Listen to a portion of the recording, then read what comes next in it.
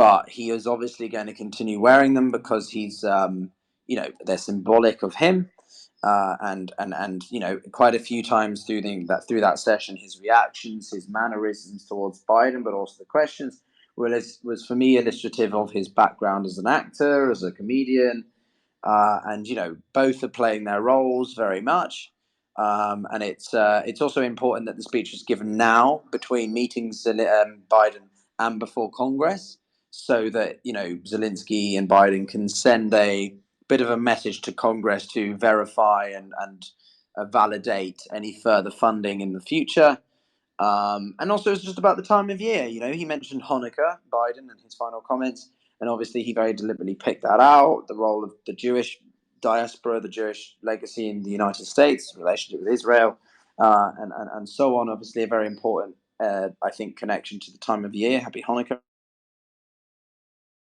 And then there were questions. Some of the questions were pretty carefully curated, I think. Nothing too sort of risky, really, for either side to sort of answer. One about what is your message to American people? That was pretty quickly answered, and sort of, one of basically repeating what was already said. How do you feel about NATO and the EU unity? Now, that one I found the most interesting because, Biden laughed. I think he laughed a little bit nervously and then he made the claims that he's never seen Western, NATO, EU unity like it, which I would disagree with at this point. I think that we're seeing more fractures in the unity now than we have done for a while. Turkey and Hungary are not playing ball, so I don't agree with him that it's unprecedented. There's clearly, obviously, a majority of Western support, but I wouldn't say it's 100% clear cut like Biden was suggesting, and that's because I think he wants to carry this, impervious. We are unstoppable. We're on a high. We're running high. We're not going to be deflated sort of tone. And then the other couple of things that I noticed was, he talks about meeting people in person. And how important that is. And I think that comes off the bat of meeting President President Xi of China at the G20 summit about a month ago. Clearly that's reminded him of the importance of bringing people together in person. And there were quite a few positives, in quotation marks, from the White House over that meeting with China. And yeah, I think it was very much a case of normative judgments and expressions being made to justify financial and materialist commitments, right? Do you have family in X, Y, and Z?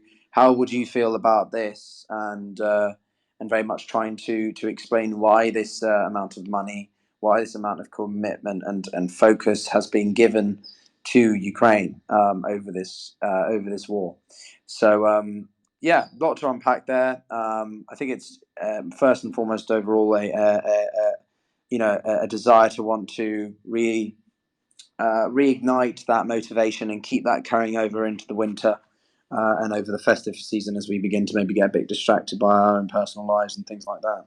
So I think this was probably quite an unsurprising speech. Not saying I agreed with all of it, but that's sort of what I took from it. OPSEC, do you want to have any reflections on it? The one thing that really stood out to me was there was a portion where Biden was saying that they never weighed the escalatory factor of sending the Patriot missile system.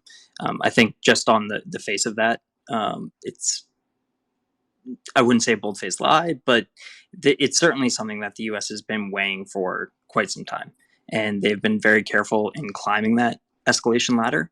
And I think it actually takes something away from the position of the United States and how careful they have been and how thoughtful they've been by just sort of brushing aside that comment. But I also understand that, perhaps he was trying to exert, unity and just show that he's standing behind Ukraine. But that was one of the things that sort of stuck out to me and I guess bothered me a bit.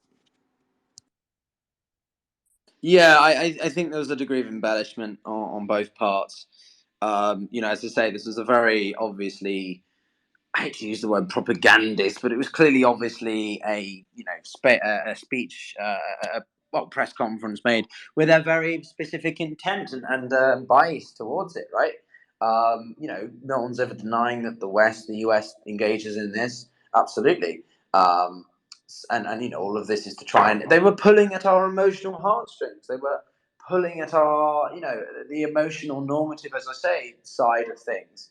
Because there's a lot of people feeling disenfranchised with the war. Why are we still paying for it? What is this going to resolve?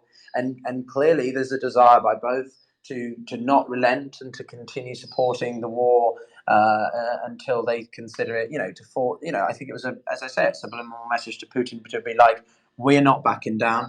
We're not going to change our position. The ball's in your court, mate. If you want to see the end of this war, if you want to see your position and your pressure, relinquished, if you want to see, Russians stop dying or the economy of yours fuck up, you're going to have to make the first move. You're going to have to come to the table with a different set of demands than just the ones that you want.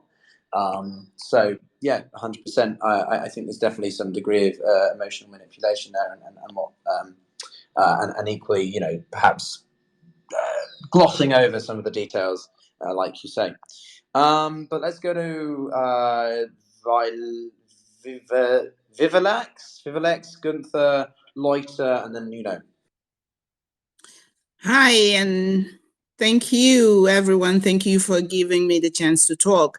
Thanks to the host. This is my view, and this is my position on this. Listening to the press conference between the two presidents really makes me wonder. And I am a human rights. I'm very passionate about human rights. Listening to both both presidents makes me kind of wonder. You know how powerful people with influence and money just sit and decide when to wage a war on the innocent? Because at the end of the day, at the end of all of this, you know who suffers? It is the people of Ukraine. It is the people who do not have the chance, the opportunity to speak up and say, end this. It is them who are suffering. It is not the powerful people. It is not their kids. It is not their relatives. If you look at the geopolitics of the world these days, it has nothing to do with human rights. It has nothing to do with protecting human beings, but it has a lot to do with protecting power. It has a lot to do with Russia and China on one hand, and then the US and allied powers, France, Britain, trying to protect their interests, trying to stand on the other side and say, hey, either you're going with NATO or nothing. But at the end of this, one thing that came to me while listening to everybody speak here was the fact that human life is so important. And nothing compares to the blood that is spilling in Ukraine. My heart drops for the innocent. My heart drops for the elderly, the children, the handicapped, the women, most especially. I'm a woman. We bring forth life. And when I sit for a minute, for a second, and look at how powerful men who cannot carry kids for 9 months just sit within a second and make that decision that, you know what? I want to invade Ukraine. I want to shed blood. I want to do and undo, because you know what? I have the power, I have the money, I have the influence, and I can do and undo, right? This doesn't make any sense. And for the US to claim that they're supplying ammunition, they're giving this to Ukraine because they want to protect human lives, it is a farce. It is not true. No, because okay, thank you. I think we've understood the point. I think it's valid what you're saying, but I also think human rights unfortunately take secondary precedence to security and geopolitics, which I'm not saying it's right, but you have to countries seem to prioritize their national security, and often war isn't just the US, as every country in history has considered it to be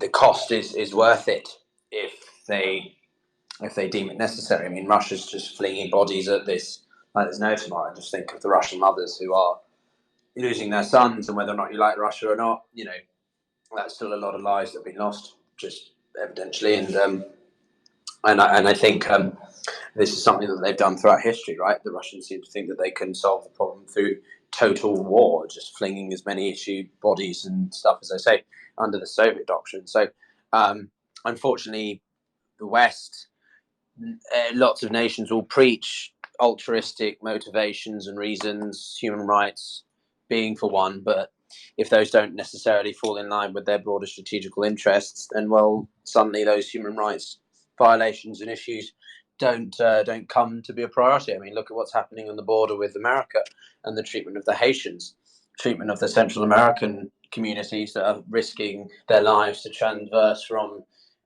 Nicaragua, El Salvador to avoid drug cartels in a bid to seek safety and better opportunity in the United States. They don't seem to get much great treatment, so I don't disagree with you. Gunther, I think you were next. I thought it was overall it was great. I think it's really important to send a very clear signal that the high quality Western weapons will keep flowing to Ukraine. There's a lot of other conversations earlier on about the narrative around wanting peace, wanting the weapons to stop, wanting negotiations, et cetera, et cetera. But you look at Russian state media, you look at the things that Putin has written, and like Marie Angelo said, is like when someone tells you who they are, believe them. If they're not stopped, they will kill millions of Ukrainians, and the war will not stop. And it will escalate, and in ways that are almost certainly far more expensive and detrimental. I that's what I believe, and I want to have peace more than anyone. I mean, as much as anyone. And from the Ukrainians I know and talk to, they are committed to defending themselves, and the Ukrainian people, when they're polled, support defending themselves. And historically, this is very clear what is happening. There's really no doubt that this is a genocide, and it will be on an epic scale unless it's stopped. Russia will not stop until it is stopped.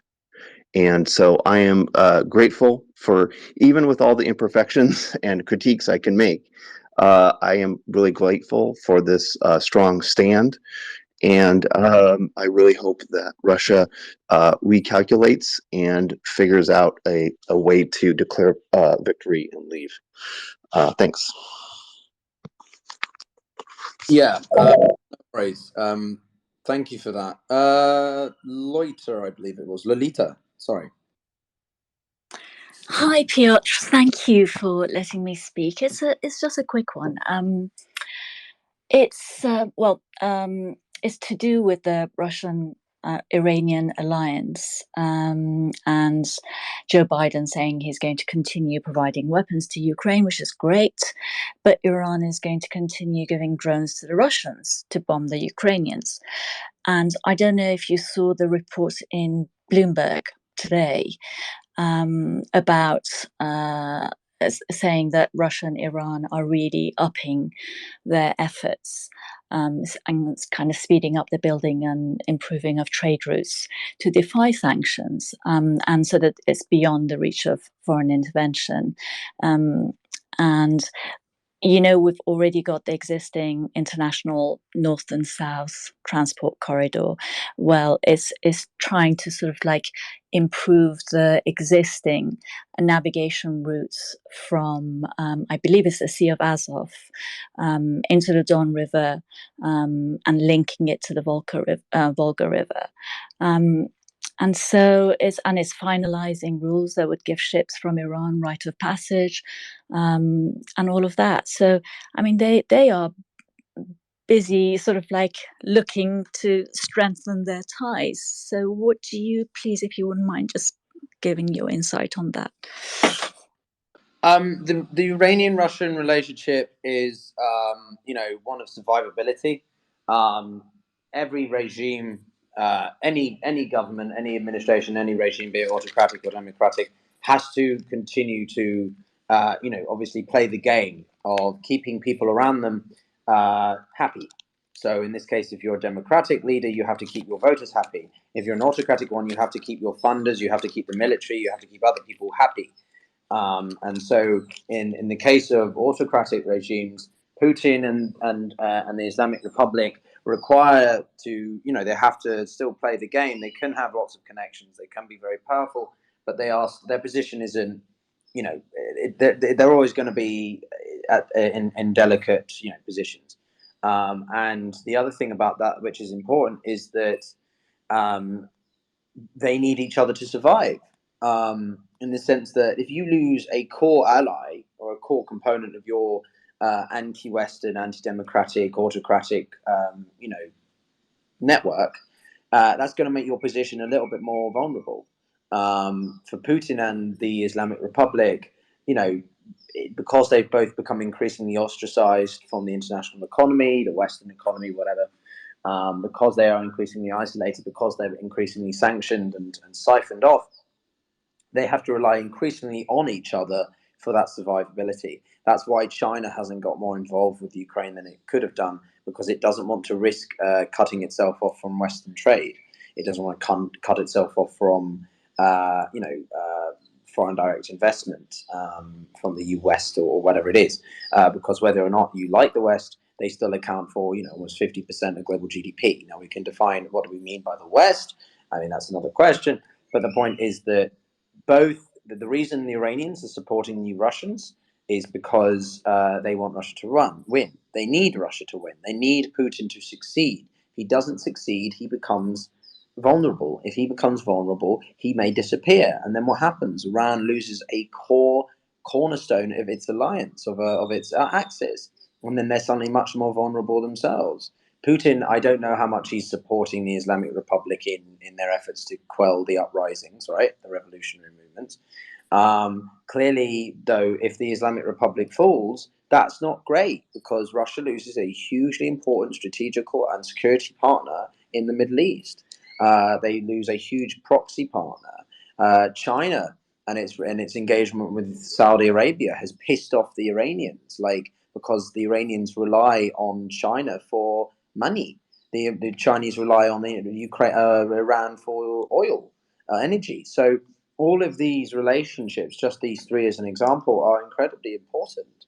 And why, when certain people on Twitter, like Kim.com or others who are anti-Western, say that the West's world is coming to an end and that these non-Western nations are going to take over, I'm sitting here thinking, well, yes, the Western international order may be precarious, but the one thing that they don't have, i.e. non-Western nations, is this level of unity.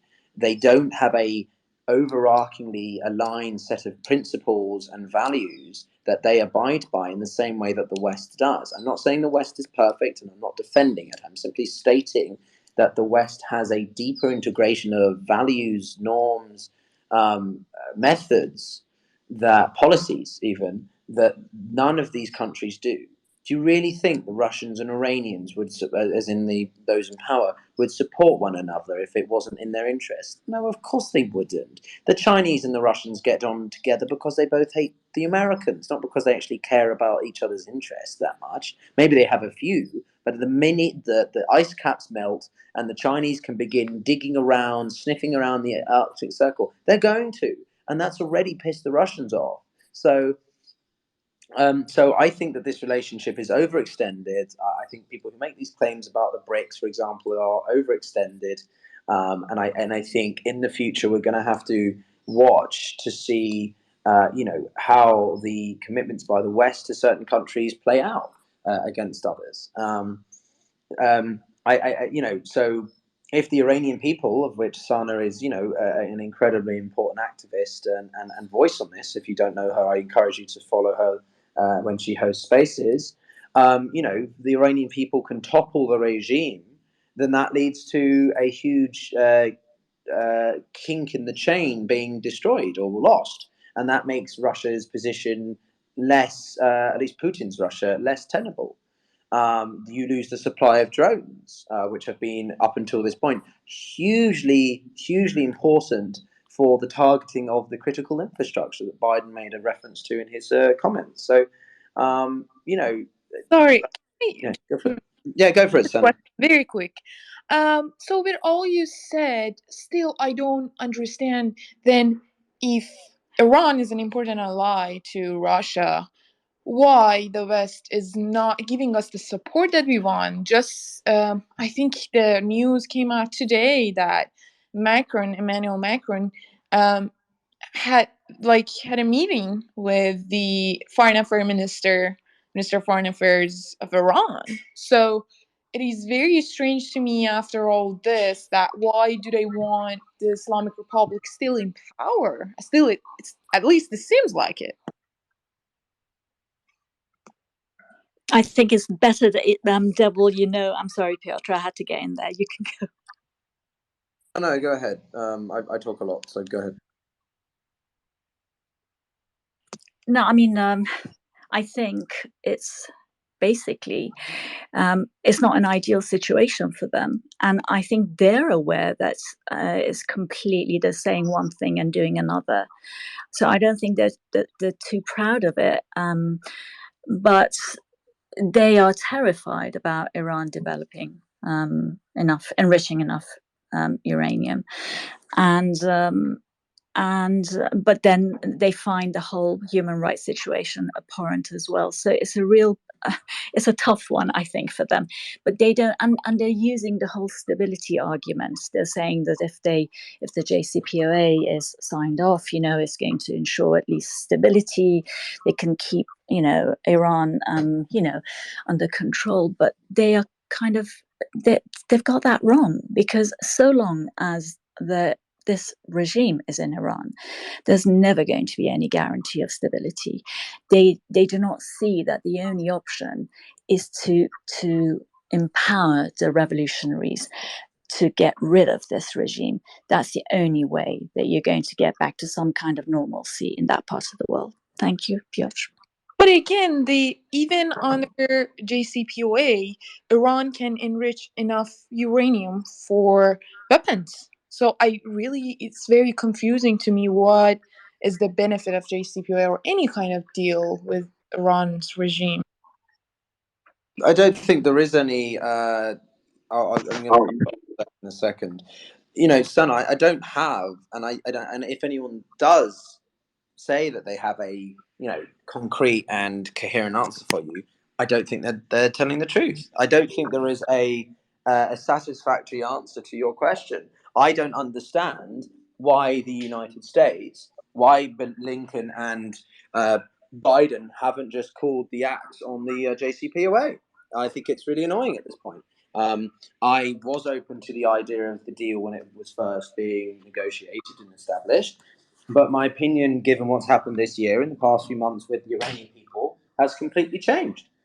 And I think that we need to apply maximum pressure, because also, as you say, if we do that, then we undermine their ability to continue to supply the Russians with drones and stuff. So I don't really understand why they're not doing that. I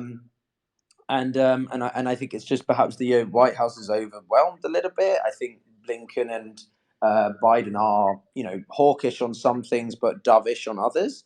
it's an interesting dichotomy, to be honest with you. So, I think the best thing would be to apply maximum pressure, get the Europeans to remove these break clauses on those set of UN sanctions, remove any and all opportunity for diplomatic engagement. I don't think that's wise. I think isolation is necessary at this point. We've cut off diplomatic engagement with the Russians, apart from at the very senior level for nuclear correspondence.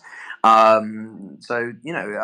think those steps are necessary, but unfortunately, for some reason, the White House doesn't seem to align with that. So maybe I'm missing something. But may I just quickly, Piotr, yeah.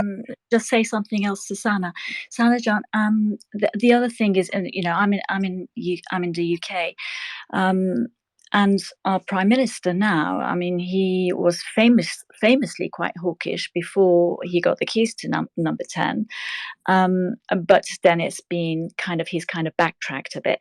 And we cannot forget, I mean, here in the UK, in the impact of Brexit. Brexit meant that we had to look at having new trade deals with non-European partners, and then also what happened. Then obviously Putin invaded Ukraine, and then all the sanctions, and then sort of like having to ban all the imports of energy, and it kind of has put them in a situation where now they're grappling around trying to find. They have to shake hands elsewhere, if you like, for their energy sources. And that's, I think, the JCPOA, resuming JCPOA, is a way of having economic relations with Iran, which the UK certainly at this moment in time needs. So that's me. Thank you again, Piotr. Of course. Right. Let's go to OPSEC and then Nuno. Yeah, I was just going to briefly touch on that point. So I think also what we're seeing is Biden's administration falling into a similar trap that Obama fell for, which was that fully supporting the movement would then, in some circles, bolster the propaganda that the regime is putting out, that this is some sort of CIA plot, or that this is being orchestrated by the United States. I think it is a mistake not to speak out because of that. But I do think that this is part of the calculus, and they're falling for the same mistake.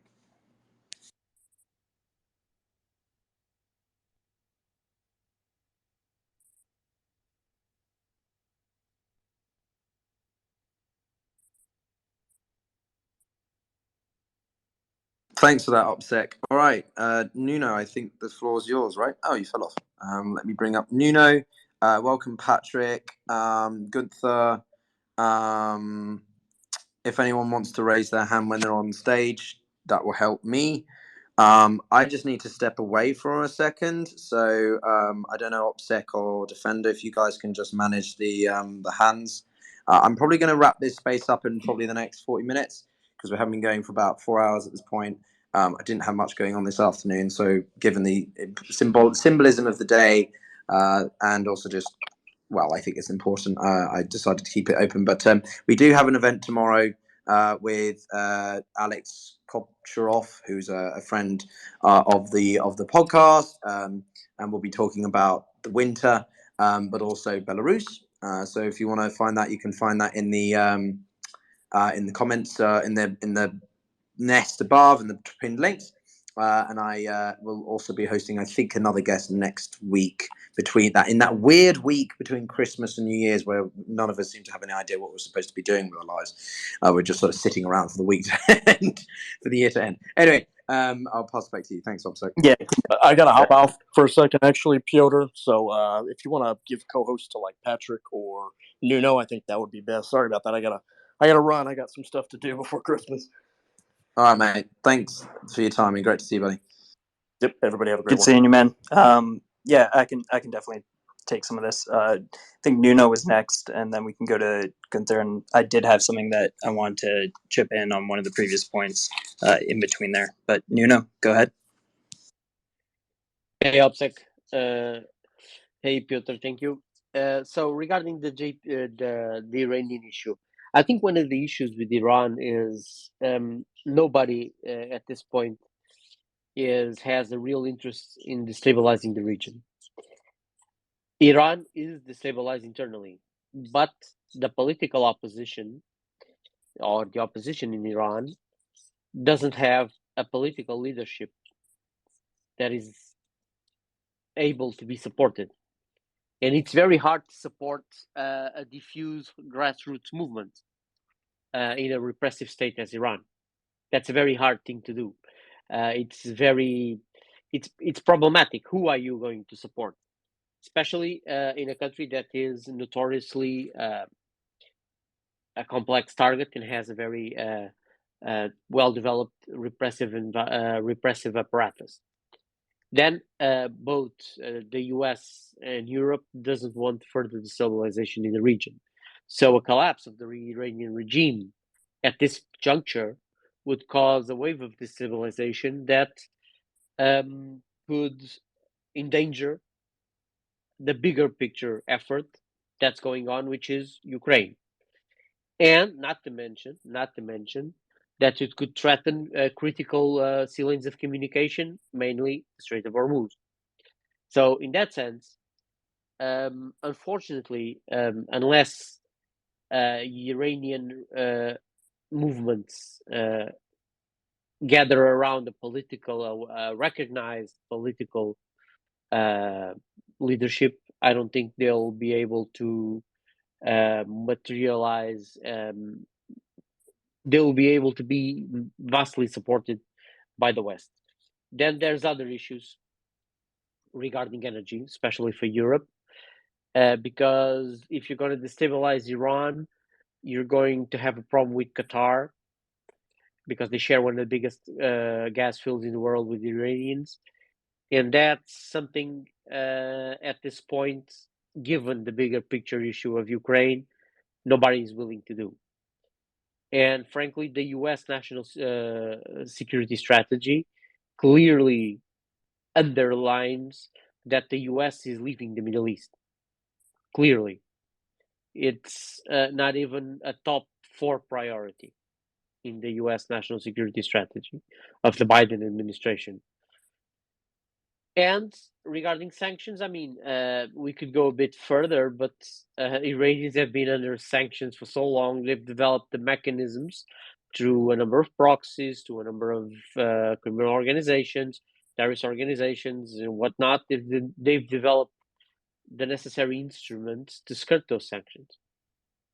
So, in that sense, unless there's momentum and political leadership clearly in Iran, there's not going to be an option to destabilize Iran because it's not in anyone's interest given the bigger picture.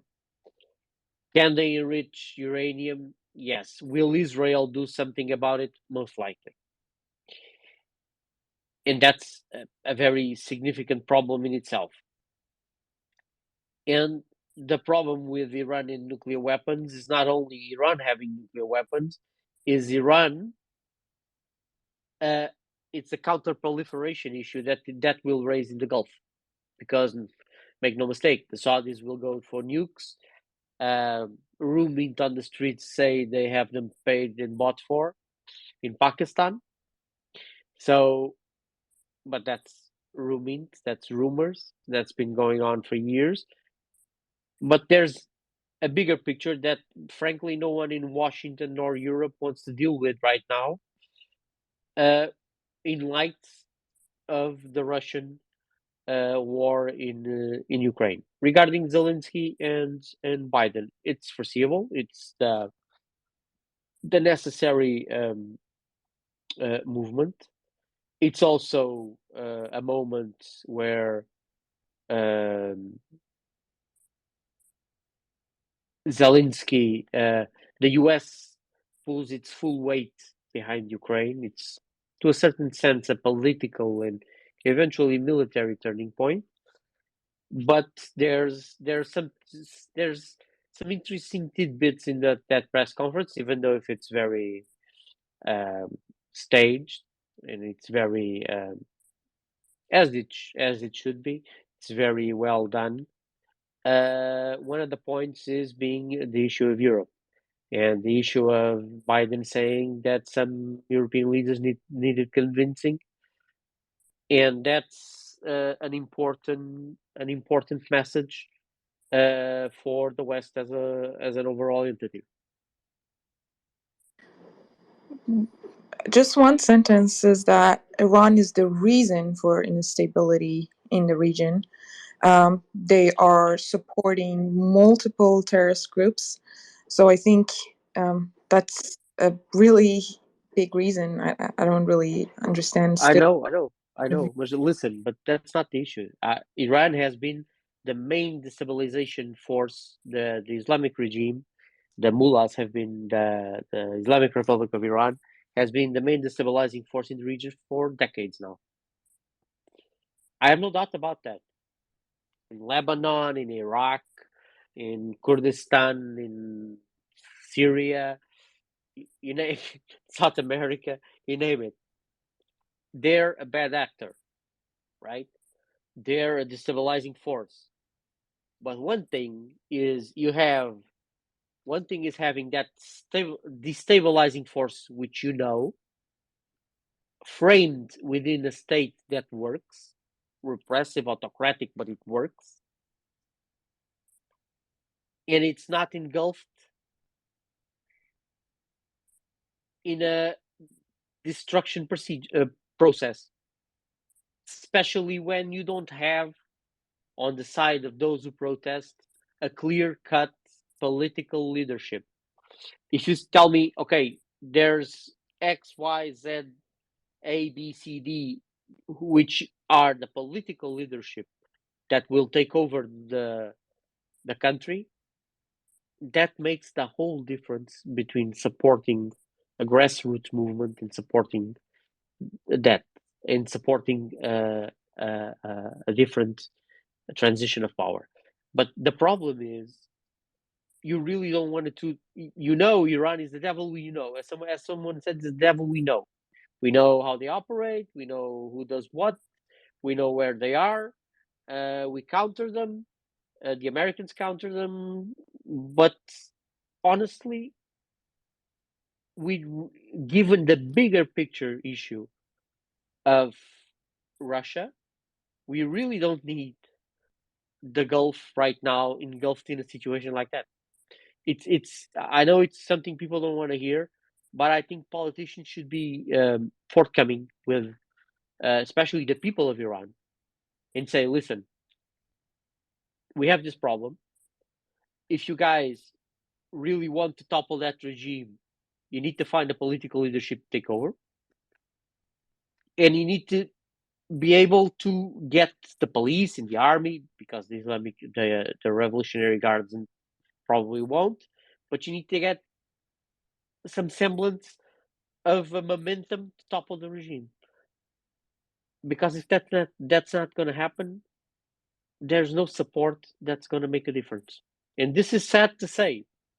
And if this war wasn't engulfing Ukraine, other options could be on the table, yes, for sure. But right now,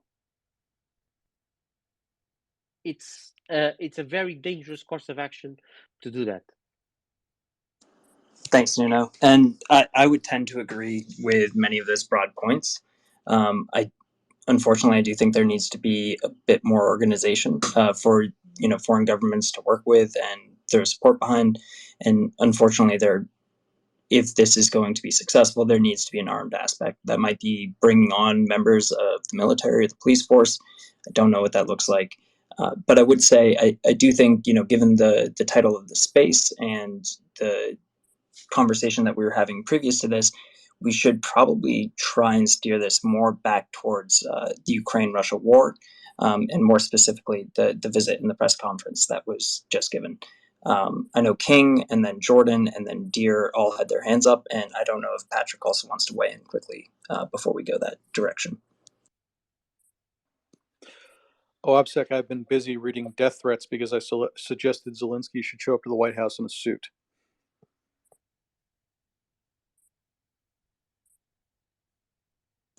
I'm not surprised he didn't. I did think that was a curious choice on his part. I did think this would maybe be one of those opportunities for him to wear a suit, but one way or another, I'm not sure the attire matters so much, and I'm not sure why people would be sending death threats over a recommendation like that. Right. I know why he did it. It's his shtick. It's the persona he's crafted for the war. I get it. It's a communications It's issue. the brand. Yeah, I totally understand it. But if you're going to tell somebody to kill themselves for suggesting the guy wear a suit, maybe reassess your qualities as a human being. And I don't see any names in here that have done that. But for God's sake, people, I mean, come on, get some perspective.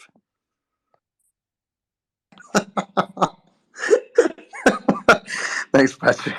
That's right. That was I get them all the time. People are like, I love this sort of tone deafness, the irony that some people speak to. They're like, "How dare you say this about X, Y, and Z?" And then 2 messages later, they're like, "Fuck you! You're gonna kill her." And it's like, wait, what? Are you seriously like sort of doing the very thing to me that you're saying I shouldn't say about X, Y, and Z? The sort of the hypocrisy and consistency is ridiculous.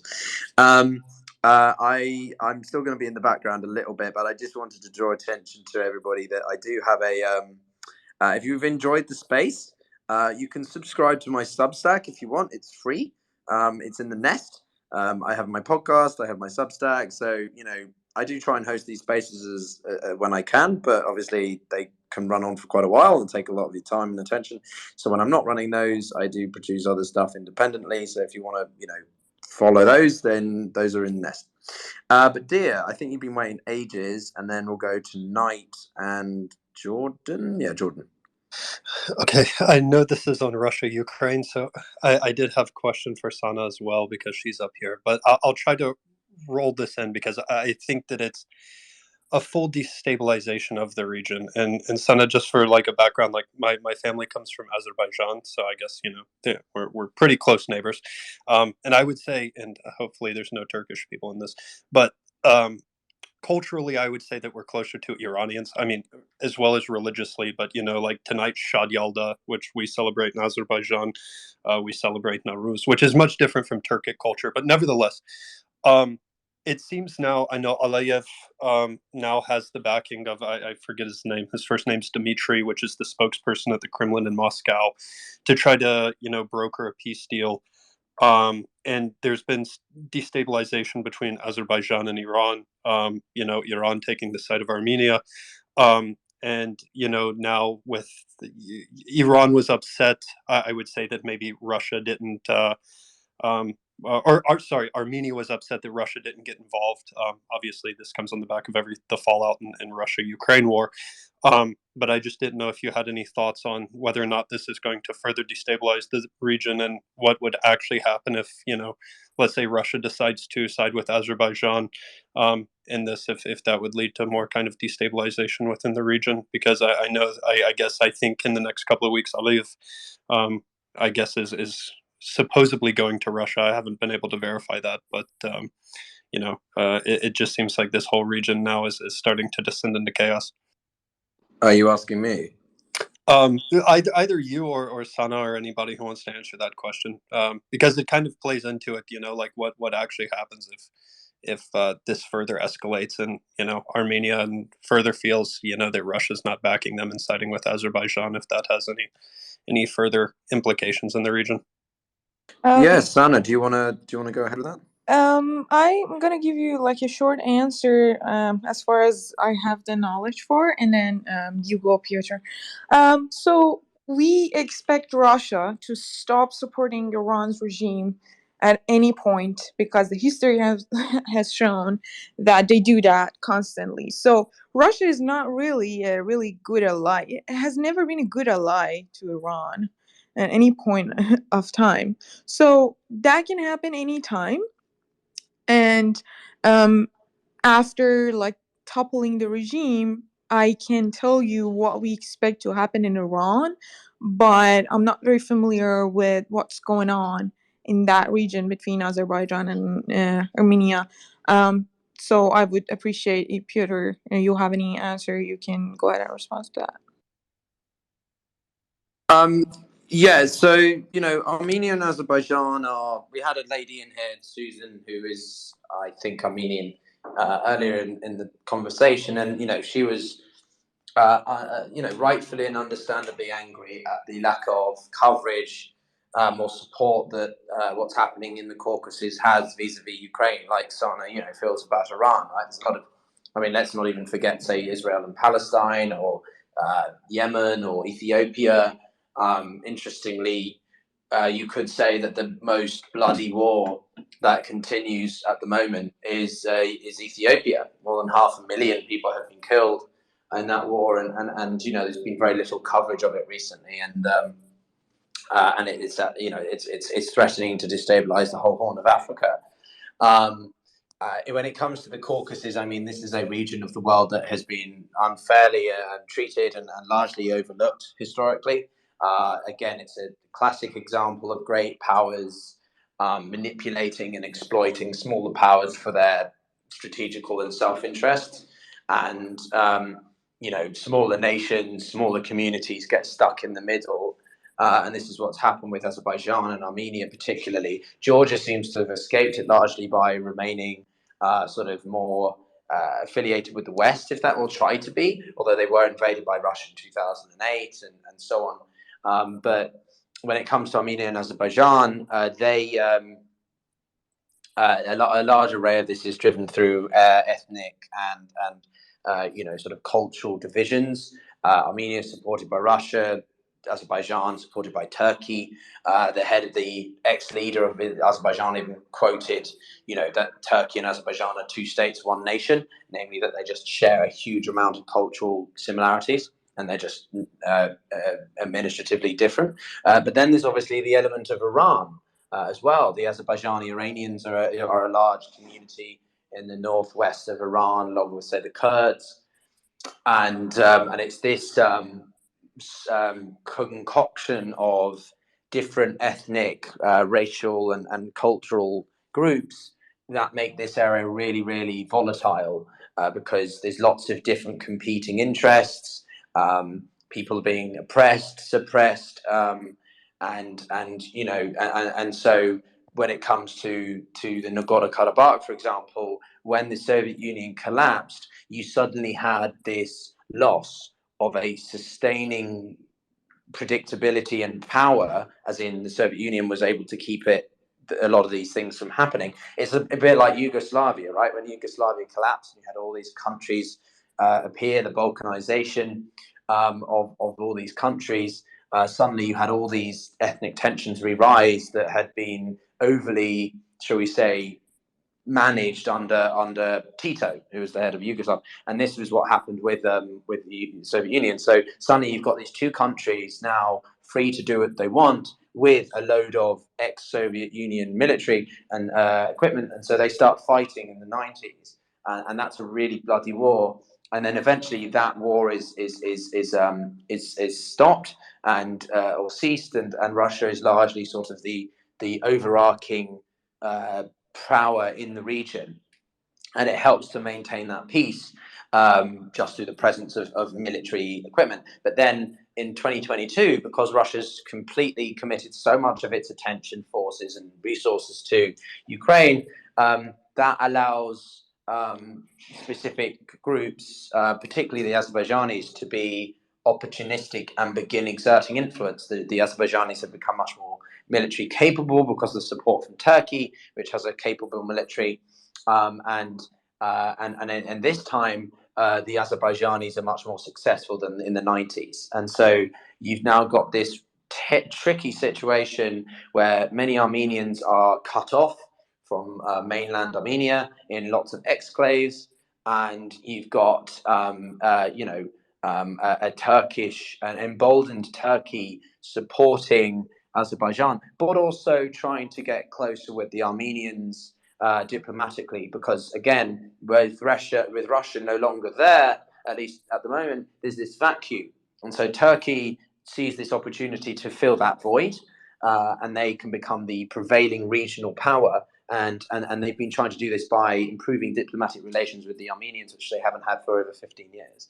So, the whole place is volatile, and Iran, as I say, has had skirmishes with a couple of with both a few times, nothing major. But Iran, at the end of the day, doesn't want any any instability there. But that was before their own internal issues. So Iran's not going to do anything in the Caucasus because it's got its hands focused. Sorry, the regime has its hands focused on what's happening in the country, and Turkey is basically the most likely positioned country to sort of take up that role, and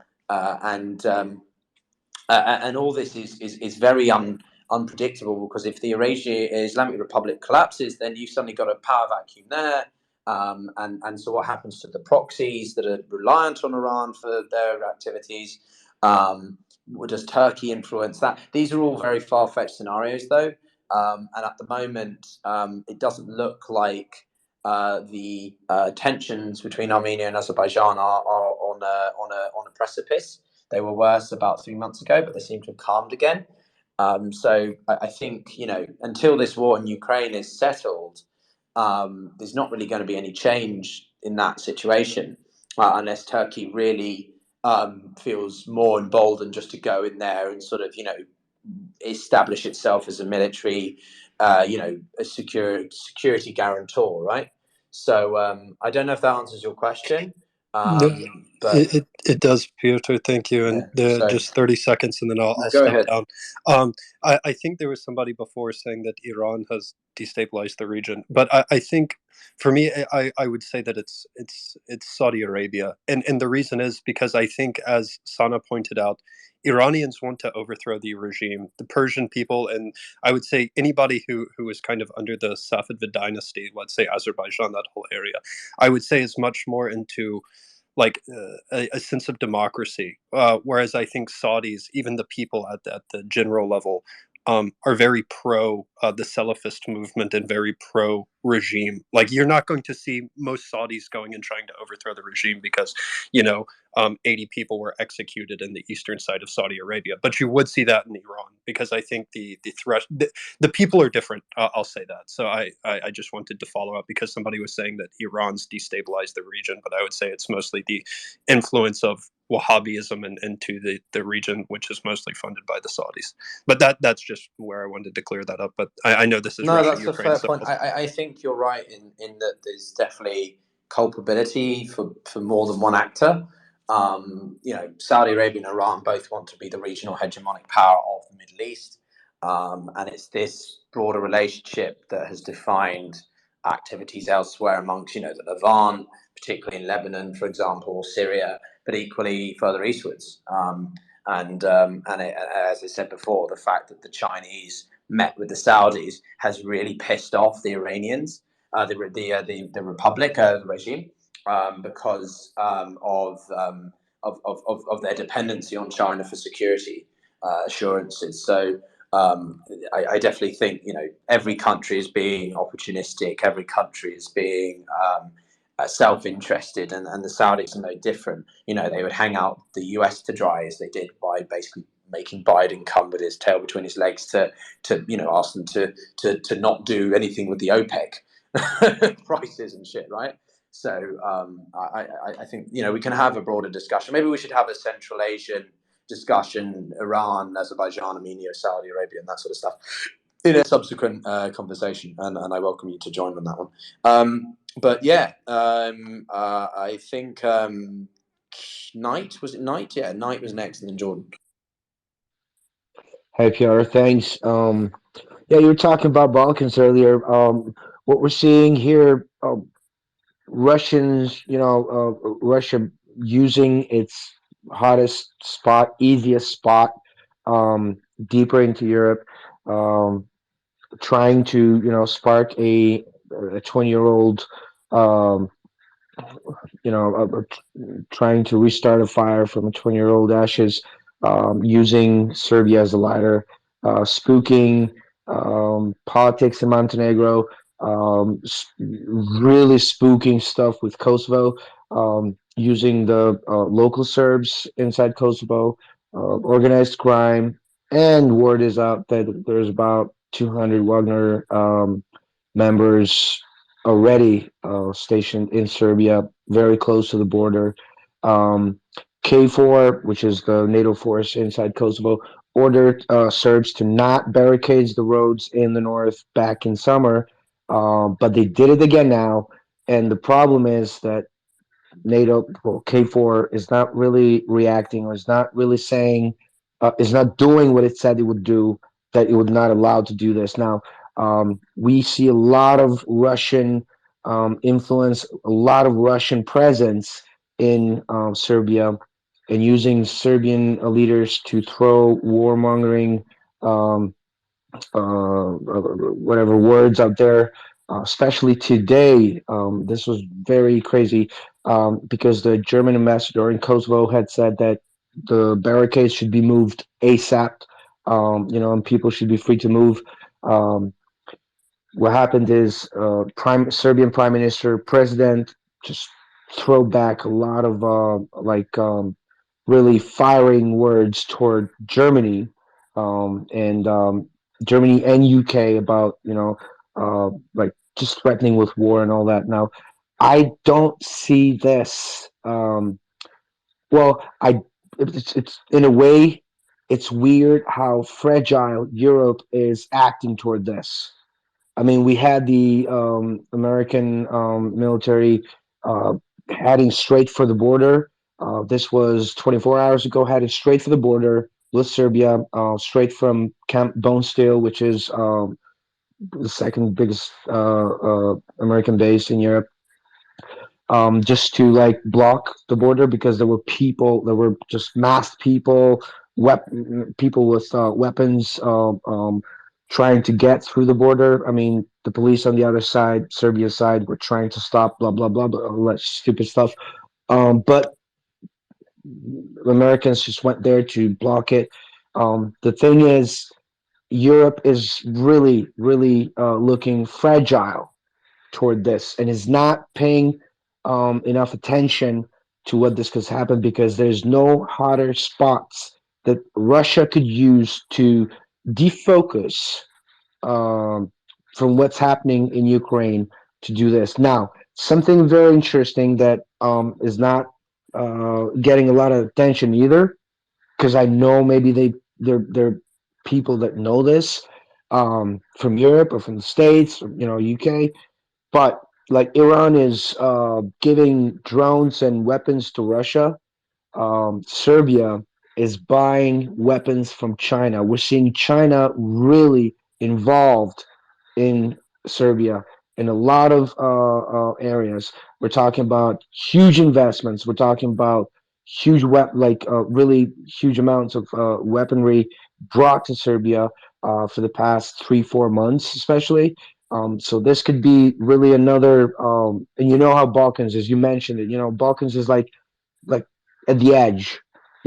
One small thing and things will just go nuts. So I don't know how Europe is going to handle this, but um, Russia is spending a lot of is really throwing a lot of energy here. I'd say right after Ukraine is really focused on the Balkans to destabilize it to a really no turning back zone. So yeah. And real quick, Zelensky going to America, I think it's an awesome thing. Um, Although I would really love to know what's the issue that Patrick brought about, because I saw one of his tweets about Zelensky not wearing a suit. I mean, honestly, the man is in a war situation, comes from a war zone. I don't know how that is an issue anyway, but yeah, that's it. Thank you, Piotr. All good, mate. Yeah, your comments about Serbia are true. For the audience, Serbia bought Chinese missiles back in April. Was just displaying them in a sort of symbol of military clout. Because Serbia at the moment is trying to play a delicate balancing act of having good relations or better relations with NATO, the EU, but also balance its religious, ethnic, and political alliance with Russia.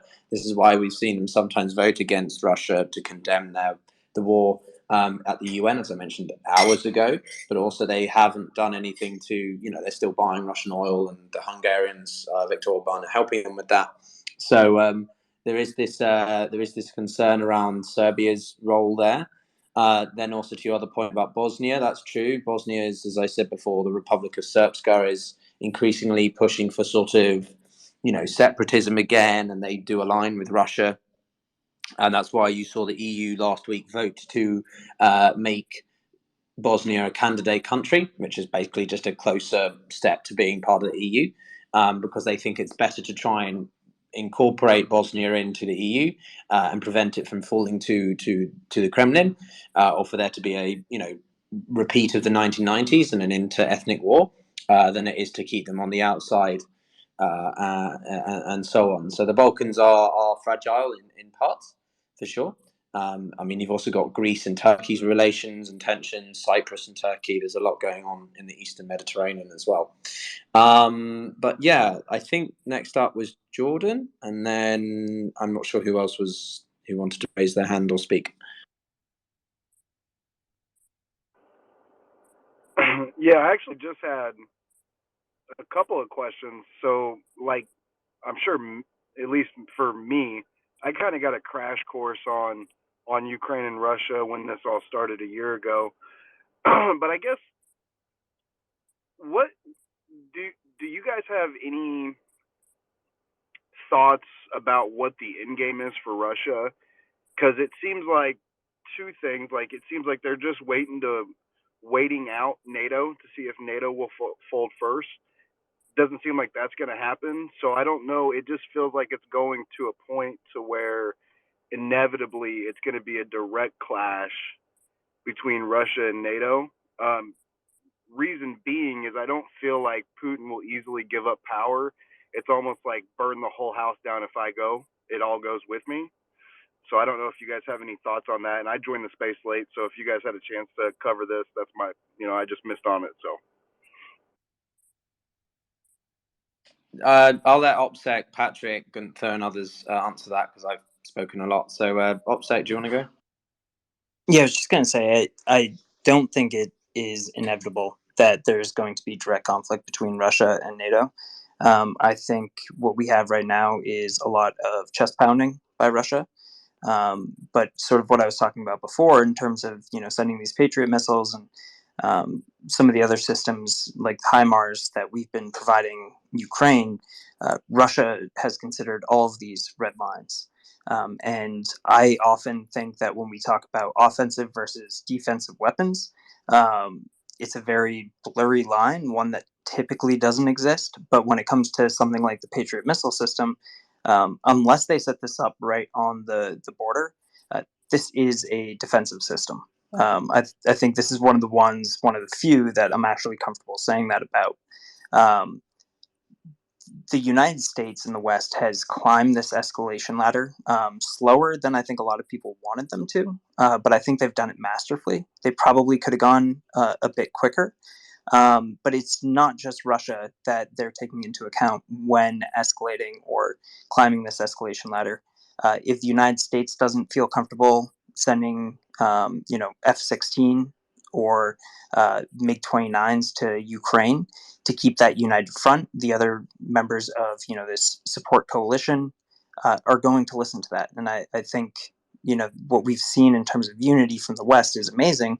And I really just don't see Russia being able to escalate this into any sort of direct conflict, especially after their performance in Ukraine. The only sort of retaliation that I think Russia has in their back pocket is the nuclear option, and that's just something that isn't really on the table. I think they like to, like I said, pound their chest and talk about those capabilities, but I don't think it's something that they're ever going to. I won't say ever, but I don't think it's something that's seriously being discussed. I think they're trying to use that as a fear factor and a trump card. But if they aren't doing it for something like the HIMARS system, which directly affects the troops they have on the ground, I really don't think they're going to take that step over the Patriot missile system. And when it comes to conventional tactics or conventional warfare, Russia has shown that they don't stand a chance against, I would say, even Poland, let alone the full force of NATO.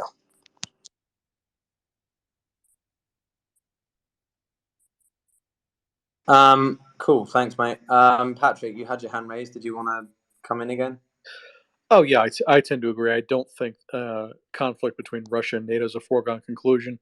In fact, for all of Russia's rhetoric, I think they are very, very anxious to avoid that. Does putting Patriot in close proximity to Russian operational areas risk that? Yes. Um, but at the flip side, the Russians have to acknowledge that a missile just hit Poland. Now, it was a Ukrainian missile, probably. We don't know. Probably. It was probably trying to shoot down a Russian missile, but ordnance from the battle space hit a neutral third party member of NATO and killed two of their civilians. So there's going to be a response to that because Poland has a responsibility to protect its own people. That's reasonable. Um, so, yeah, I think the way to do that, frankly, and this gets back to the Patriot thing, modern air, especially integrated air defense systems, are very, very complicated. It's not like the artillery where we can train the Ukrainians in a very short order to do the basics of shooting the gun and moving it. It's going to take months to train crews that can operate in a battle space with any kind of effectiveness. To my mind, we ought to just send contractors. We ought to bite the bullet. We ought to do exactly what the USSR did to us in Vietnam and just send in contractors so that they can have Ukrainian crews with them and they can literally show them in real time this is how you operate this thing in a wartime capacity. The Russians did this for the North Vietnamese. They were shooting down American jets with Russians manning the systems while the North Vietnamese army watched and learned how to do it. This has precedent. The trick will be we don't acknowledge it. They're under contract to the Ukrainian government. They have no affiliation with NATO. We deny, deny, deny, deny. And that way, a direct confrontation doesn't occur. Because as long as you say they're not our people, the Russians can pretend that they're not our people because they don't want a direct confrontation with NATO either. They understand how that goes, and it's not going to be good for anybody. So that's kind of my 2 cents on Patriot air defense and that whole thing. Thanks, Patrick. Oh, go for it, man. Yeah, I was just going to add to that, and I think you kind of touched on this. If that is the strategy that's going to be taken, then just like you said, that's not something that's going to be openly acknowledged. And I think if we saw something like the Abrams, we'd have a similar situation.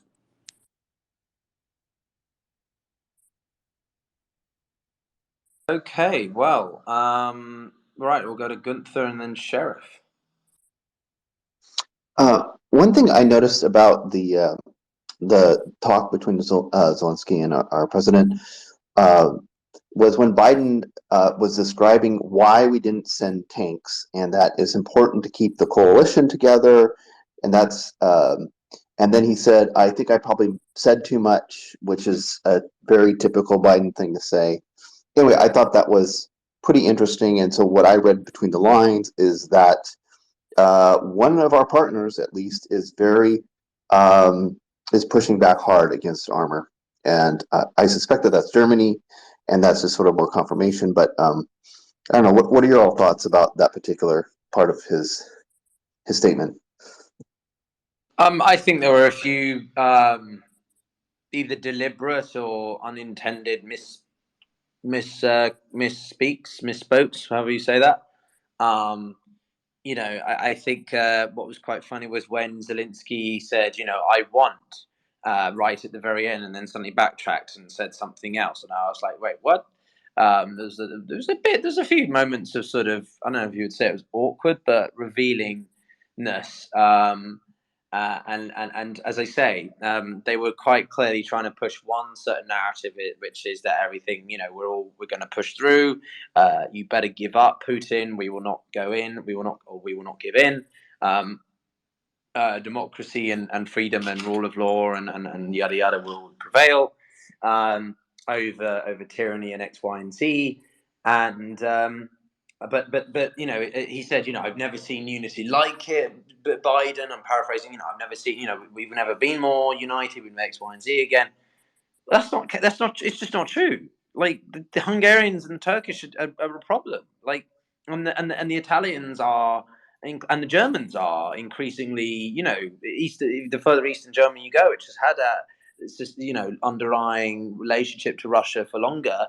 War fatigue is definitely around. And I think it's Biden is trying to make it look as though there is no evidence of that at all. But I think he'd be better off just saying, yes, we are, we know and we acknowledge to our friends and allies, whatever, that we have, that this is energy draining, a resource draining, a financial draining thing. But the principles and morality of it is so important that we must continue to support Ukraine.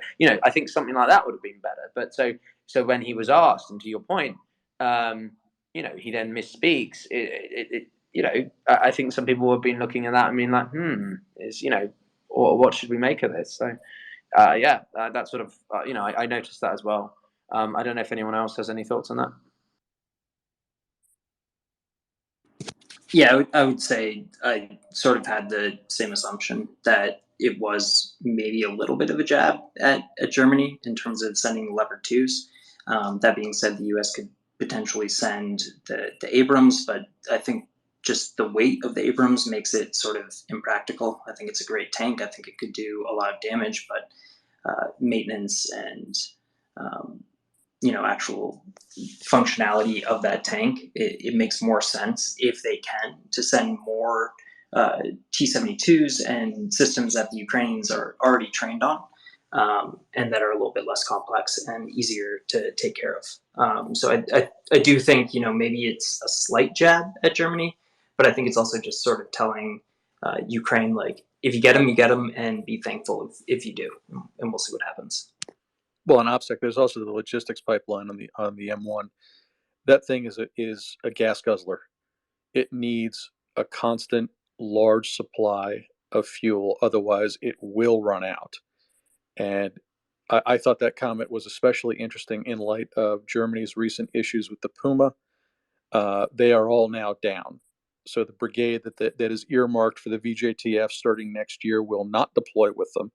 Instead, they'll be deploying with the Martyr, and that's especially after they were touting that they were operationally good to go in terms of fulfilling NATO requirements and commitments in the near future.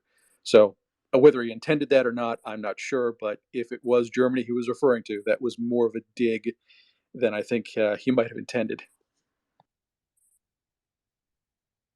Yeah, 100% agree, especially with, Germany's had several black eyes. I think the situation in Mali. So I think they're kind of on the back foot right now, and I know they're trying to increase their capabilities. But yeah, I think you're right. I think that probably hit a little bit closer to home than he intended. Sheriff, go ahead.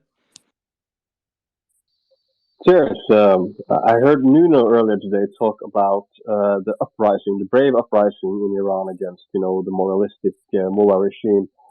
He mentioned what he saw as a lack of a greater political program or a wider political message for the rest of Iranian society. Do you guys have any thoughts about what that message or platform could have been, or maybe some thoughts about what layers of society one should try to reach out to? Thank you.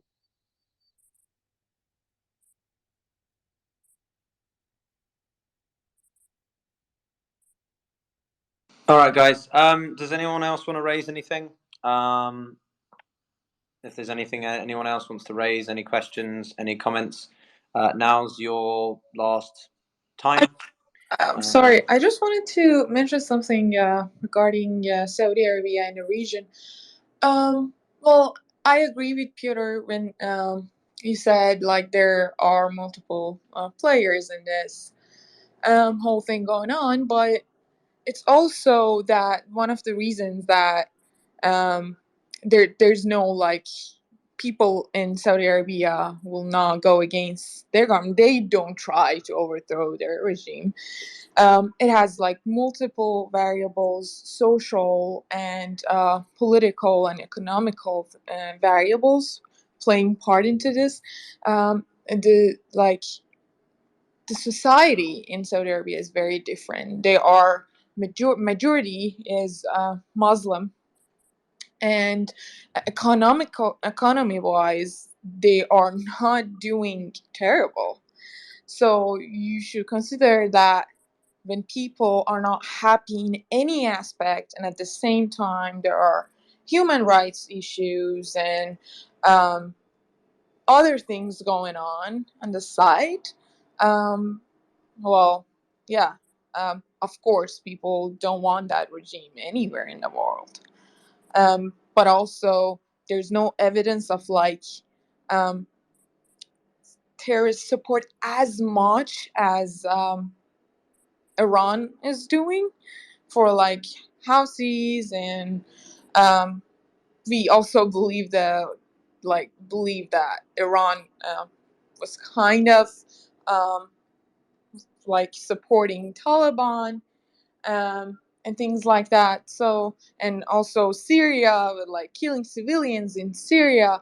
So there are a lot of things going on, and if you look at that neighborhood countries of Iran, you see how bad it's going. So I think it's a little bit different. And also in the history, when you look back, Iran before the revolution had a good relationship with Saudi Arabia. But now it's because of this religion differences, um, this sort of war that Iran's regime as a Shia um, government has with Sunnis, as they are like discriminating um, against Sunnis in Iran too. There are like a lot of things that going on other than the political and international political issues, political affairs. I agree, for sure. All right, Sherlock. Okay, you're Iranian related. Um, who had that? Gunther, you had your hand up, I think. Hey, Peter, I just wanted to say thank you so much for hosting the space. I appreciate your being able to hold different points of view that some which I could not hold. And so, anyway, I just want to say thank you. I appreciate that. Thank you. These spaces are quite a lot of time investment and energy, and it's not sort of fashion or light-hearted topics. It's politics and human rights, and it's pretty taxing, to be honest. So I'm probably going to wind off for tonight after I listen to Sherlock. I'm writing an article on my Substack just to reflect on what we talked about today. I'm not pretending that it's going to be full of loopholes or just limitations. I've only got so much space in my brain to remember everything. But I feel that we've covered a lot, and it's been a pretty wide-ranging and hopefully constructive conversation for some of you. So if you want to read that, I'll probably drop that in the next hour and a half or so when I've finished editing it. And yeah, we've got this space tomorrow with Alex Kucherov to talk about the winter aspect of this. Patriot, Upset, you guys welcome. I'd love to hear your thoughts on where you think this is going to go in the next couple of months. And given we also touched upon the role of Belarus in the news today, I thought I might just touch upon that as well with Alex, because he's a country risk analyst, and I think the country he's focused a fair amount on as well is Belarus. So yeah, look out for those spaces. We've got Svetlana Chukalarovia. I have no idea how to pronounce her name. She's considered to be head of Belarus, like the actual president, coming on hopefully next month. And I think I also shared my podcast episode with Alexander Vinman in the Nest. So if you want to check out other stuff that we do, if you've not agreed with my perspective on things, you think I'm a Russian shill, or you think I'm a Western propagandist, then you can listen to some other things and make up your mind. But Sherlock, let's go to you and then probably wrap this up for tonight. Thank you for giving me the mic. Just I wanted to add why people in Saudi Arabia are not going to overthrow the king, because they know what happened to Iran and Iraq and Afghanistan when in 1978 Iranians with the help of Western countries overthrow Shah regime, and Afghans overthrow the Zahir Shah in Afghanistan. and Iraqi overthrow the Malik Faisal in Iraq. So, and then you see what happened to those countries. What happened to Iran and Afghanistan and Iraq after their king was overthrown by the help of foreign countries. They don't want that to happen to their country. And that's the same way that Spanish people return back their king.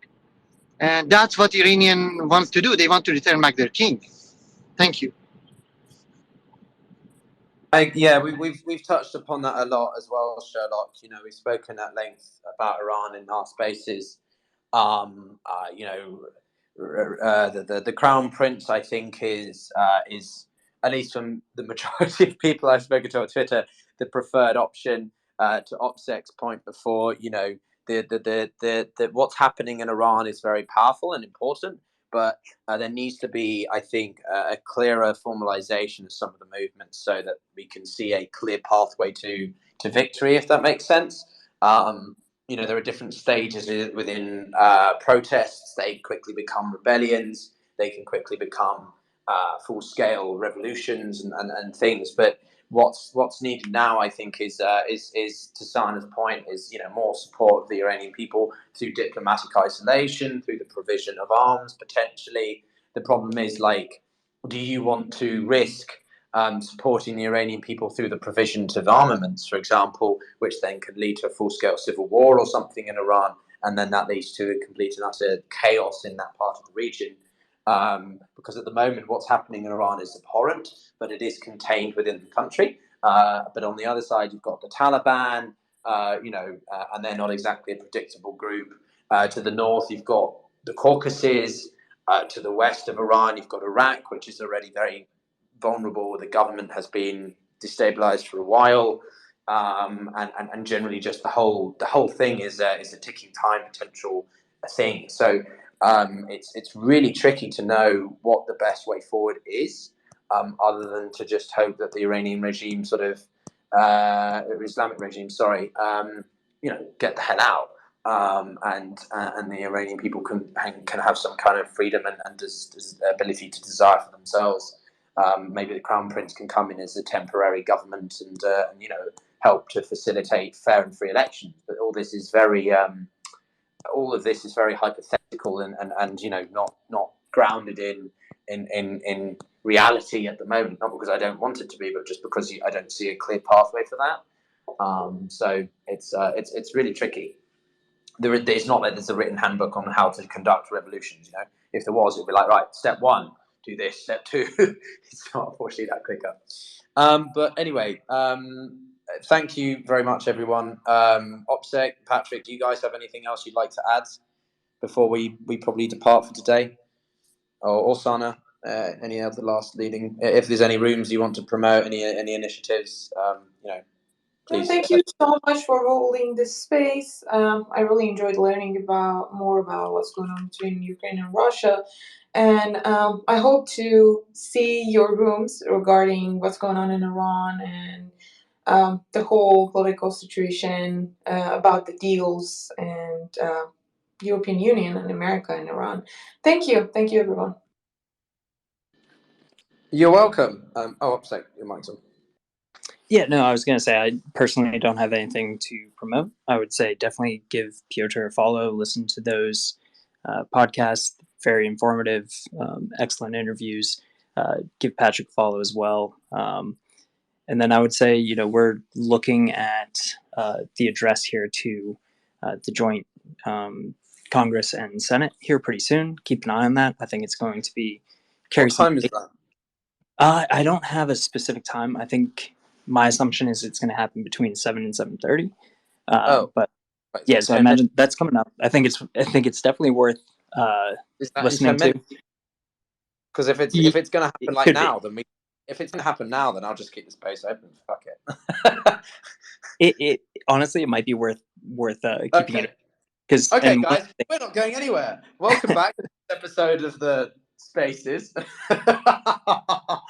I didn't know it was that close. Oh shit. Well, okay. Well, let's just keep the space open. Fuck it. Okay. Well, I really need to write this article, so I'll finish this article. So if you guys don't mind, just like if you want to come up on stage and share your thoughts, I can change the title so that we have a bit more of an Iranian theme as well for Sana and others. And maybe we can just say that we're going to play the live address. I'm open. But otherwise, I'm probably just going to take a back seat momentarily to let myself take a break and also some other voices to speak. But yeah, if anyone can send me a link to the supposed address, if you're following it, that'd be great. Otherwise, let's continue the conversation, I guess. I just want to add one thing. Sorry to interrupt you. Very short. People in Iran, the revolutionary people in Iran, stand with Ukraine and Ukrainian people. We all support them and their fight against Russia, and hope to see they overcome this evil.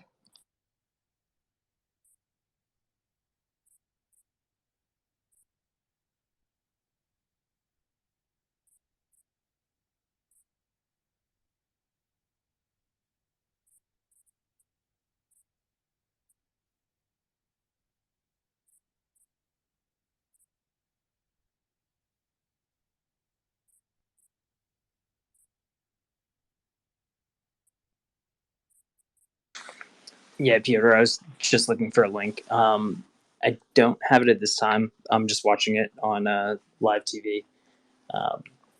But I can take another look for it and send one if I find it. Thanks. Sorry, Stan, I wasn't ignoring you. I got stuck in the back. No, I think we all resonate with that. Yeah, it's what's happening between Iran and Ukraine. There's a lot of similarities. The fight for liberty and not to be fucking oppressed, I think is what we're fighting for. But yeah, the floor's open, everyone. So if you want to raise anything, we'll I'll chime back in when I can.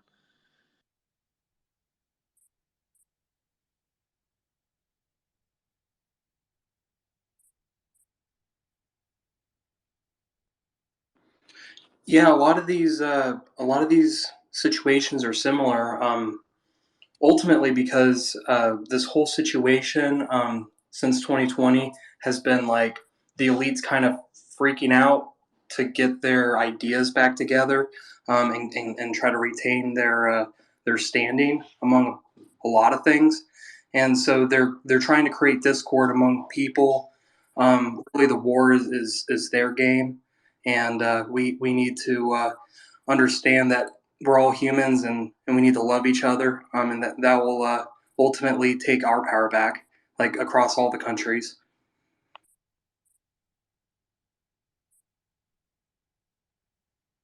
So Zelensky, more than 100 foreign heads of state have addressed the Congress in U.S. history, usually part of state visits. It began with the Kalakaua, King of Hawaii. Wow. In 1874, Winston Churchill addressed it in the midst of World War II. There's also been leaders from Mexico, Brazil, France, Ecuador, and South Korea.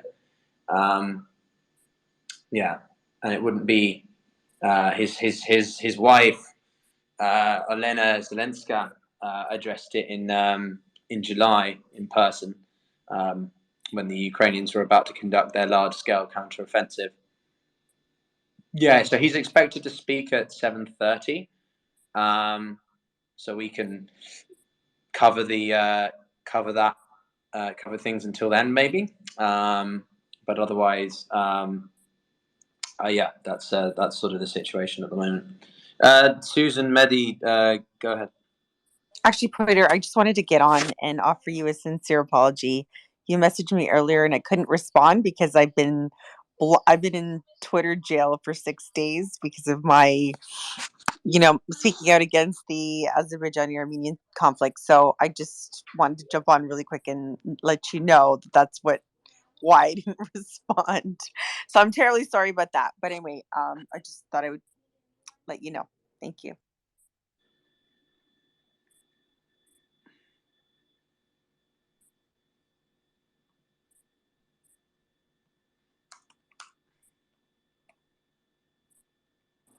Mehdi? Yes, sir. Can you hear me well? and just show me a sign that you can hear me well. Yes, I'm looking for some perspective. While I have some Ukrainian friends and I praise Ukrainian for their resistance against the aggression of Putin, I want to know that what the panel think about the notion of land for peace. So where do you think this aggression against Ukrainian people will end up 2 or 3 months from now? Can you give me some elaborate on some perspective how you think that this war will end up? I know that there are a lot of support from U.S. government and U.S. people, and we all are supporting that. But when you think that in reality this war will end, and what do you expect to see in 6 months down the road? I would appreciate that.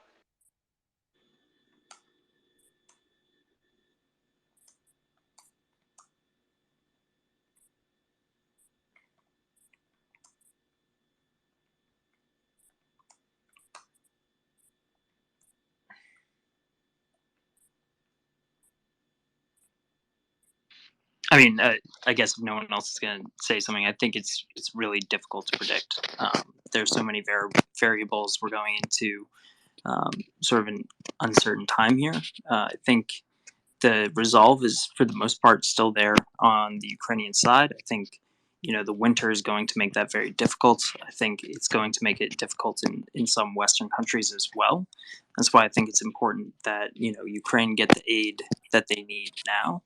I think Ukraine is probably better suited for winter warfare, but it's never something that's going to be easy. So where are we going to be in 6 months, 3 months, 2 months, 1 month? I think it's very difficult to predict. I know there are people within the Ukrainian security establishment that are saying, they're expecting this big offensive from Russia, so we'd have to see how that pans out.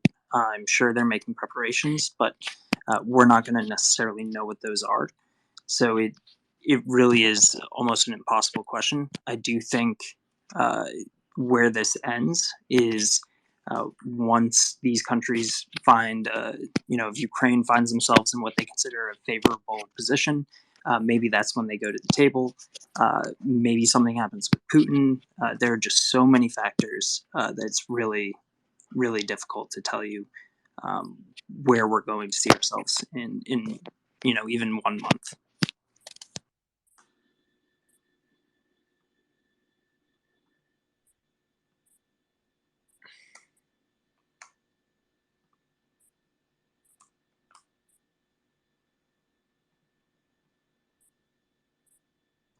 Patrick, do you have anything you want to add to that? Also, Piotr, you keep unmuting yourself. I'm not sure if that's on purpose. Oh, that is a glitch. Cool. Hi everyone. Sorry about that.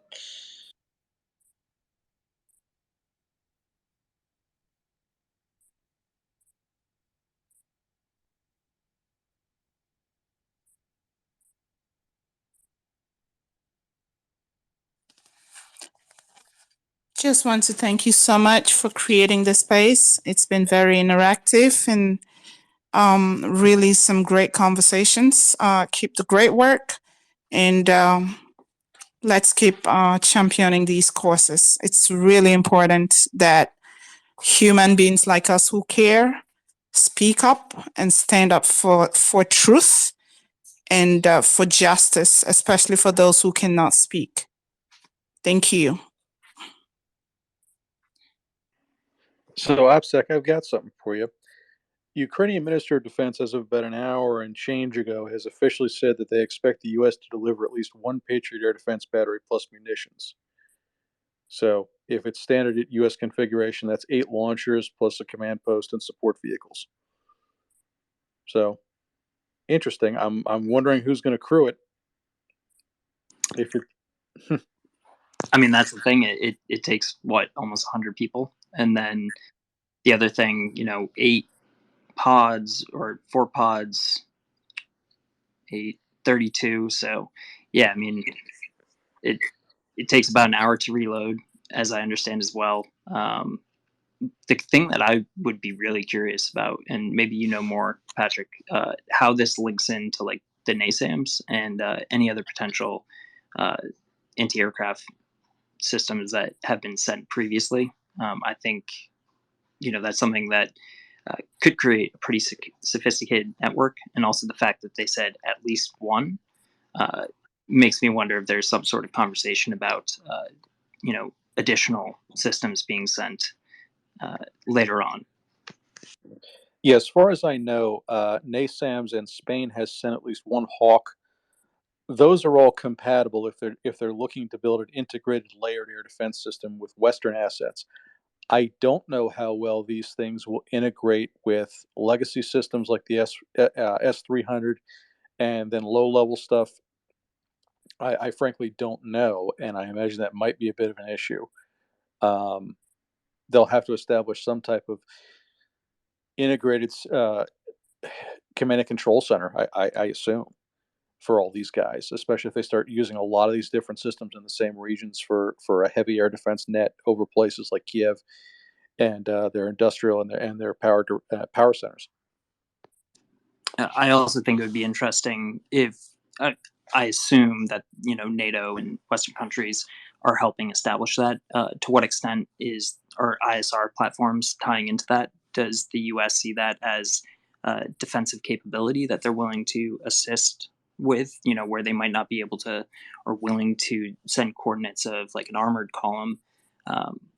They might be willing to assist with intercepting cruise missiles. I don't know the answer to that, but I think it'll be interesting to see. And the other thing I'd be curious about is the IFF, like the identification friend or foe systems that NATO has. Is something similar being established in Ukraine? Because that would actually be a fear of mine. Of I'm sure there are people who are much smarter than me on this topic that are working on it, but it's something to watch and see how that then gets integrated with like NATO standards. Well, especially because both sides are operating a lot of the same aircraft. So you can't look at one profile and say, oh, that's a Russian, that's an enemy, as we could during the Cold War, and then launch on him. You have to determine, okay, is that a Russian SU? Is that a Ukrainian SU or a MiG or what have you? And yeah, I imagine that's been a concern for them for a while now. I also remember taking out those NATO IFF systems, even when we were discussing the possibility of sending the MiG 29s. That was part of the discussion, was taking those out. But now that these NATO systems are now in country, are they still having those conversations? We know that MiG 29s and probably Frogfoots are being sent in some capacity, or at least retrofitted. So is that something that Ukraine now has in their aircraft? I'd be curious to find that out. I just don't know.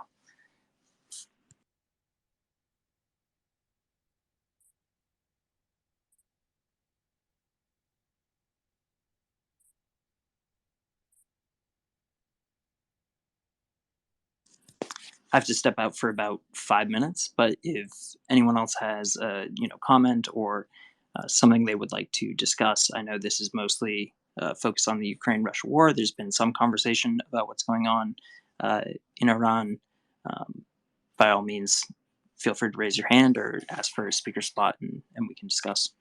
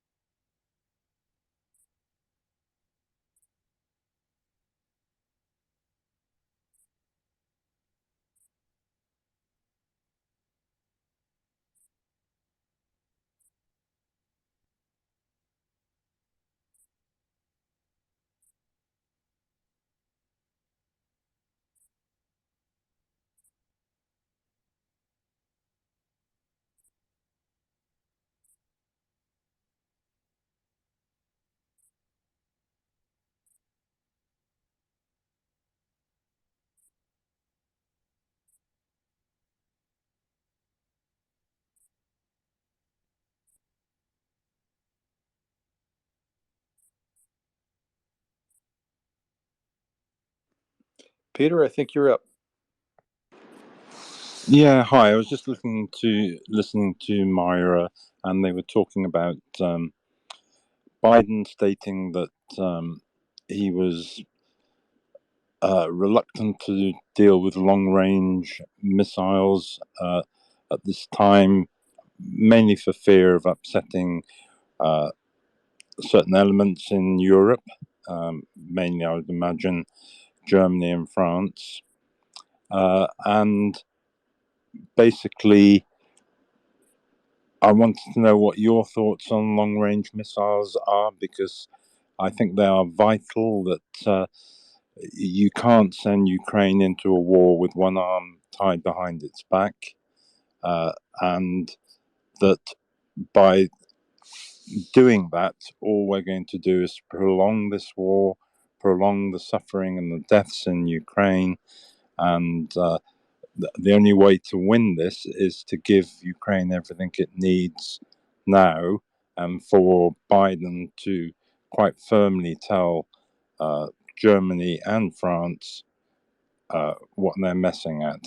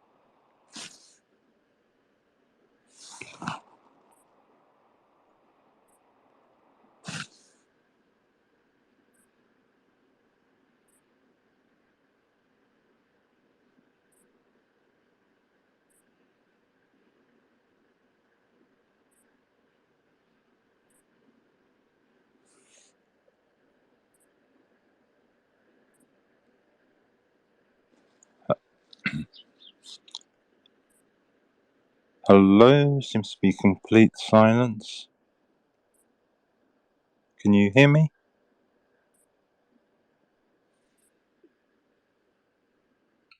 Yes, we can. I said I was away, so I don't have I'm not moderating at the moment. Oh, right. Okay. Right, something.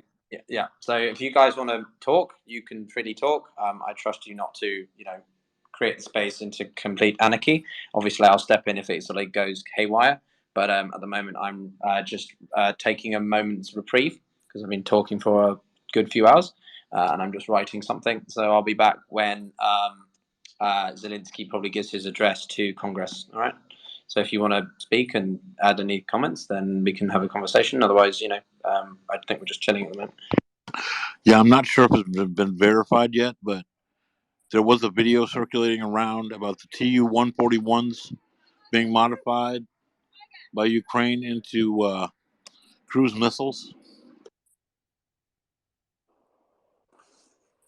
So I would guess on some of those long range hits we've seen, it was likely those if that's so.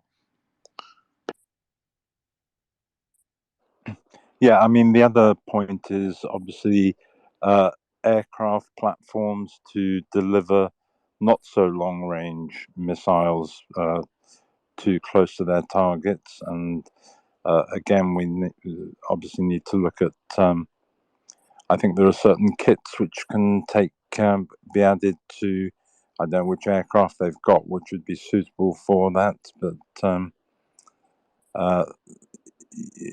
we're looking at aircraft and missiles.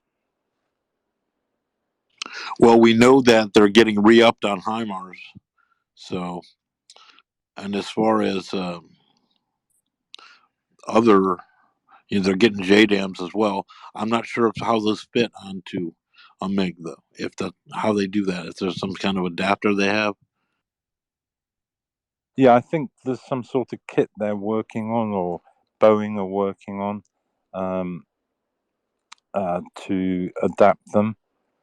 But obviously they would be far better getting the F-15, F-16s than MiGs.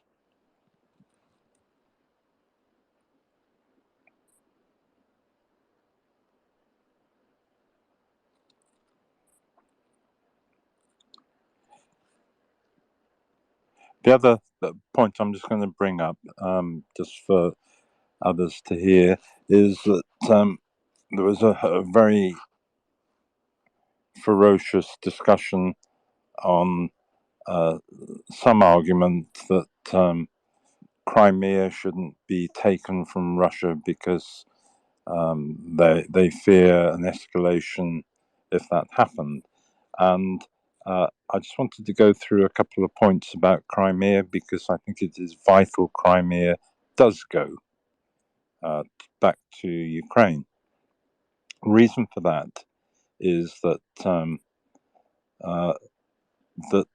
Putin stated that Peter the Great was his great wish in some writings that the Sea of Azov came to Russia. Coincidentally, the Sea of Azov covers all the Ukrainian coast down to Odessa. And there was obviously the land grab down to Crimea. A couple of days ago, the head of security in Moldova stated that Putin 100% was still intent on another land grab down to Moldova. And I think that Putin has talked about the Sea of Azov because his real intention is complete control of the Black Sea, which obviously covers EU countries and Turkey. So that was too much of a political hot potato for him, so he's kind of identified the Sea of Azov, but the two things are going to have the same result. So it's all a control thing over Ukraine to destroy their economy, destroy their future, destroy their infrastructure, and it is all about putting a prison around Ukraine, so that there's no way Crimea can stay with Russia. And I just fail to understand how some of these politicians in different countries seem to think that you can half do this war for Ukraine, or what they hope could come out of it. You don't make a deal with the devil and expect anything but evil back, and there is no deal to be had with Russia. I'm just filling in spaces here, so carry on. No worries, mate. I've just been looking at this, and it doesn't look like the statement's going to be given for a while. OPSEC, I don't know. Can you confirm on that? Can't say I've been researching. I saw soon, quote unquote, and then I saw something saying between 7 and 7:30. Then you mentioned 7:30, so it seems like one of those things where it could just get pushed back. I have a function at 8:30, which I can't be late for. So, if it's going to be pushed back by 45 minutes, like the other statement was, I'm not going to be able to play it, unfortunately, because these plans are. Well, I've been on Twitter for 6 hours, so I need to go off and have some dinner and do other things. So, I can wait around if we want, but otherwise maybe we can just reconvene, and maybe we played one that was pretty good, and maybe we can play another one later on or something like that tomorrow. We can reassess it, but I don't know. I'll leave that up to other people. I mean, I think that works for me. I know it's been a long time. I've been on here for a while myself, and I know you were here long before that. So if we want to, come back to it, I think that makes sense. Yeah. All right. Cool. All right, guys. Well, yeah, I'm gonna bounce. Thanks very much to everyone who's joined. Sorry for the slight sort of. I like to have a nice sort of smooth sounding ending, but whatever. If you enjoyed the space, please give it a retweet. I don't know. Follow me, follow OPSEC, Patrick if you've enjoyed our analysis, and even if you haven't, I don't talk just on Ukraine. I talk on Iran. I talk on a lot of Africa. I lived in Africa for over a year and a half, so I know a lot about Africa. And I do a lot of different regional topics, thematic topics in my spaces as well. So if you're interested in not just geopolitics, but geoeconomics and stuff, then keep a lookout on my feed. Got the Substack if you want to check it out. I'm writing another article at the moment. It's not meant to be in-depth analysis. It's just sort of some of my musings more than anything. And then the podcast. Tomorrow, as I say, we've got an episode with Alex. We'll be chatting with him for probably an hour and a half about the winter and what that means for the war. And then I will also be launching on YouTube later this week for banter. So keep a lookout for that, although I think Twitter's new laws mean that I can't promote that. So I didn't tell you about YouTube. But yeah, anyway, thanks a lot, guys. An important day for the war, whether or not you're on the side of Ukraine or more, opposed to Western intervention and sort of sustainment of the conflict. Today's obviously been significant. Zelenskyy and Biden's address, what he will address at the Congress, but also Putin's words. Him saying that he doesn't blame Russia for what's happened, but also his admittance that the war hasn't gone to plan, and him sounding quite despondent and even sort of pensive at times. So, and then also just a few statements from the Belarusian leader, Lukashenko, which I think is quite interesting. But anyway, with that, everyone, and of course, Iran. How could I forget? We've touched upon Iran with Sana. So thanks, everyone. Appreciate you, and see you in future spaces. Take care.